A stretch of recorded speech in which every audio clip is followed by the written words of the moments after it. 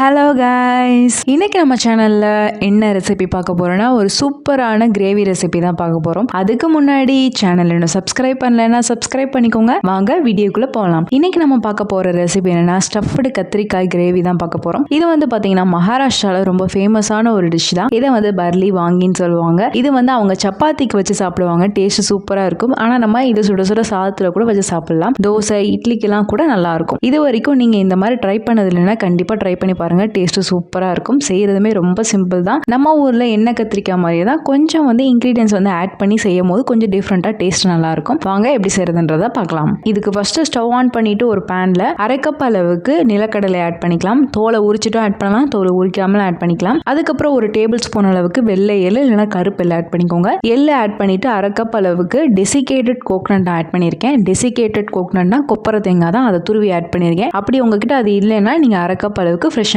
தேங்காவை ஆட் பண்ணிக்கலாம். நல்லா தான் இருக்கும். இப்போ இது எல்லாத்தையுமே சேர்த்து ஒரு 5 நிமிஷம் நல்லா வந்து ரோஸ்ட் பண்ணிக்கலாம். நல்லா ரோஸ்ட் பண்ணிட்டு அதை கம்ப்ளீட்டா ஆற வச்சுட்டு ஒரு மிக்ஸி ஜார்லயோ பிளெண்டர்லயோ ஆட் பண்ணிக்கோங்க. ஆட் பண்ணிட்டு அதுல அரை டீஸ்பூன் அளவுக்கு சீரகம், கொஞ்சமா கொத்தமல்லி ஆட் பண்ணிக்கோங்க. இது எல்லாத்தையுமே சேர்த்து நல்லா கொரகொரப்பா அரைச்சு எடுத்து வச்சுக்கலாம். இதோடய சேர்த்து நான் அரைக்கணும் முன்னாடியே இந்த பூண்டு எல்லாமே நான் வந்து மறந்துட்டேன். ஸோ வந்து 2வது தான் நான் அரைச்சு எடுத்திருக்கேன். நீங்க மொத்தமா அரைச்சுக்கோங்க. 10 பல் பூண்டு ஆட் பண்ணிக்கலாம். அதுக்கப்புறம் 3 இன்ச் இஞ்சி, சின்ன லெமன் சைஸ் அளவுக்கு கொஞ்சமா வந்து புளி ஆட் பண்ணிக்கலாம். இது எல்லாத்தையுமே சேர்த்து நல்லா அரைச்சு எடுத்து வச்சுக்கோங்க. இப்போ ஒரு கப் அளவுக்கு பெரிய வெங்காயம் நான் கட் பண்ணி வச்சிருக்கேன், அதை ஆட் பண்ணிக்கலாம். இது வந்து ஒரு பெரிய சைஸ் அளவுக்கு வெங்காயம். அதுக்கப்புறம் 2 டீஸ்பூன் அளவுக்கு மிளகாய் தூள் ஆட் பண்ணிக்கலாம். 2 டீஸ்பூன் அளவுக்கு மல்லித்தூள், 2 டீஸ்பூன் அளவுக்கு கரம் மசாலா, அரை டீஸ்பூன் மஞ்சள் தூள், 1 டீஸ்பூன் உப்பு ஆட் பண்ணிக்கலாம்.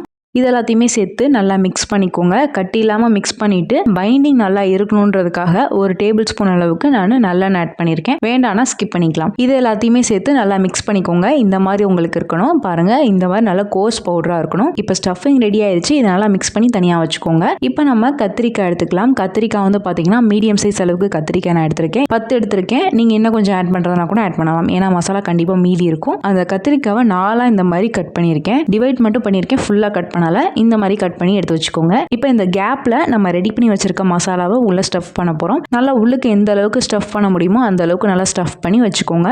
வச்சுட்டு இதே மாதிரி எல்லாத்தையுமே ரெடி பண்ணி வச்சுக்கோங்க. 4 சைடும் பாருங்க இந்த மாதிரி நல்லா ரெடி ஆகிருக்கணும். இப்போ இதெல்லாமே ரெடி பண்ணி தனியா வச்சுக்கோங்க. இப்போ ஸ்டவ் ஆன் பண்ணிட்டு ஒரு பேன்ல 3ல 4 டேபிள் ஸ்பூன் அளவுக்கு நல்லெண்ணெய் ஆட் பண்ணிக்கலாம். அதுக்கப்புறம் 1 டீஸ்பூன் அளவுக்கு கடுகு, அரை டீஸ்பூன் அளவுக்கு சீரகம், கொஞ்சமா கருவேப்பிலை, அரை டீஸ்பூன் பெருங்காயத்தூள். கடுகு நல்லா வெடிச்சு வந்த பின்னாடி நம்ம ரெடி பண்ணி வச்சிருக்க மசாலாவை ஆட் பண்ணிக்கலாம். மசாலா ஆட் பண்ணிட்டு அந்த எண்ணெயிலே நல்லா வறுத்து விட்டுருங்க. பச்சை வாசனை ஓரளவுக்கு போயிடும். இப்போ வந்து ஒரு பெரிய சைஸ் அளவுக்கு தக்காளியை நான் கட் பண்ணி வச்சிருக்கேன், அதை ஆட் பண்ணிக்கலாம். ஆட் பண்ணிட்டு நல்லா வதக்கி விட்டுக்கோங்க. தக்காளி நல்லா சாஃப்ட் ஆகி வந்த பின்னாடி 1 கப் அளவுக்கு நான் தண்ணி ஆட் பண்ணியிருக்கேன். தண்ணி வந்து நீங்க நிறையாவே ஆட் பண்ணிக்கலாம். ஏன்னா இது மசாலானால கொஞ்சம் கெட்டிப்பட்டு வந்துடும் சீக்கிரம். நான் வந்து 1 கப் அளவுக்கு ஆட் பண்ணியிருக்கேன். உங்களுக்கு இன்னும் கொஞ்சம் வேணும்னா 2-3 கூட ஆட் பண்ணிக்கலாம். இப்போ எல்லாத்தையுமே சேர்த்து நல்லா மிக்ஸ் பண்ணிட்டு உப்பு வந்து செக் பண்ணிட்டு ஆட் பண்ணிக்கோங்க. ஏன்னா மசாலாலே ஆல்ரெடி போட்டிருக்கோம். ஸோ வந்து நீங்கள் பார்த்துட்டு ஆட் பண்ணிக்கோங்க. உப்பு ஆட் பண்ணிட்டு நல்லா மிக்ஸ் பண்ணிட்டு இப்போ இதை மூடி போட்டு ஒரு கொதி வர அளவுக்கு ரெடி பண்ணி எடுத்துக்கோங்க. நல்லா கொதிச்சு வந்த பின்னாடி நம்ம ரெடி பண்ணி வச்சிருக்க கத்திரிக்காவை ஒன்று ஆட் பண்ணிக்கலாம். ஆட் பண்ணிட்டு இதை மூடி போட்டுருங்க. மூடி போட்டு ஒரு 10 நிமிஷம் நல்லா வேக வச்சு எடுத்துக்கோங்க. வேக வச்சு எடுத்துட்டு நம்ம இன்னொரு சைடு வந்து திருப்பி போடணும். அப்போனா நல்லா ஹோலா வெந்து வரும். இப்போ நான் இன்னொரு தடவை திருப்பி போட்டுட்டு இதை ஒரு 10 நிமிஷம் நல்லா ரெடி பண்ணிட்டேன். இப்போ பாருங்க நல்லா வந்து சாஃப்டாகி வந்துருச்சு. உங்களுக்கு அப்படி கொஞ்சம் லேட் ஆகலாம் நிறையா போட்டால். ஸோ வந்து நீங்கள் பார்த்துட்டு அதுக்கப்புறம் எடுத்துக்கோங்க. கத்திரிக்காய் வந்து பார்த்தீங்கன்னா அந்த நிறம் மாதிரி நல்லா சாஃப்டாக அந்த தோல் வந்து பார்த்தீங்கன்னா சுருங்கி வந்துடும். அந்த அளவுக்கு நீங்கள் ரெடி பண்ணால் மட்டும்தான் நல்லா வெந்திருக்குன்னு அர்த்தம். அப்படி இல்லைன்னா இன்னும் கொஞ்சம் நேரம் நீங்கள் வேக வைக்கணும். தண்ணி பத்தலைன்னா இன்னும் கொஞ்சம் நீங்கள் ஆட் பண்ணி நல்லா வேக வச்சுக்கோங்க. இப்போ உங்களுக்கு பார்த்தாலே தெரியுது நல்லா வந்து நிறம் மாதிரி அந்த தோல்லாம் பாருங்க நல்லா சுருங்கிடுச்சு. கலரே நல்லா மாறிடுச்சு. சைடில் அந்த குழம்புல வந்து பார்த்தீங்கன்னா எண்ணெயெல்லாம் நல்லா பிரிஞ்சு வந்திருக்கும். இதான் வந்து கரெக்டான பக்குவம். இப்போ நீங்கள் ஸ்டவ் ஆஃப் பண்ணிட்டு இறக்கிடலாம். இப்போ ஸ்டவ் ஆஃப் பண்ணிட்டு இறக்கிட்டு லாஸ்ட்டாக வந்து கொத்தமல்லி தழை ஆட் பண்ணிட்டீங்கன்னா சூப்பரான கத்திரிக்காய் கிரேவி வீட்டிலேயே ரெடி ஆயிரும். இது வந்து பார்த்தீங்கன்னா நீங்கள் சப்பாத்தி, இட்லி, தோசை, ரைஸுக்கு எல்லாத்துக்குமே வச்சு சாப்பிடலாம். டேஸ்ட் சூப்பராக இருக்கும். இது வரைக்கும் நீங்கள் ட்ரை பண்ணதில்லைன்னா கண்டிப்பாக ட்ரை பண்ணி பாருங்க. நான் கத்திரிக்காவை க்ளோஸ் அப்பில் காமிக்கிறேன் பாருங்க எந்த அளவுக்கு இருக்குன்னு. பாருங்க எல்லா சைடும் நல்லா வெந்துருச்சு. உள்ள காமிக்கிறேன் பாருங்க எப்படி இருக்குன்னு. வெளியில வந்து பார்த்தீங்கன்னா நல்லா ஷைனிங்காக நல்லா வந்து வெந்திருக்கும். அதை எடுத்தாலே உங்களுக்கு தெரியும் நல்லா பூப்போட வெந்திருக்கும். நல்லா சாஃப்டாக வெந்திருக்கும். சாப்பிட்றதுக்கே அவ்வளோ டேஸ்ட்டாக இருக்கும். கத்திரிக்காவோட அந்த மசாலா வந்து பிளெண்ட் ஆகி சாப்பிடும்போது அவ்வளோ டேஸ்ட்டாக இருக்கும். ஸோ கண்டிப்பாக ட்ரை பண்ணி பாருங்க. ஸோ ட்ரை பண்ணி பார்த்துட்டு எப்படி வந்திருக்குன்னு எனக்கு ஃபீட்பேக் சொல்லுங்கள் கமெண்ட்ஸில்.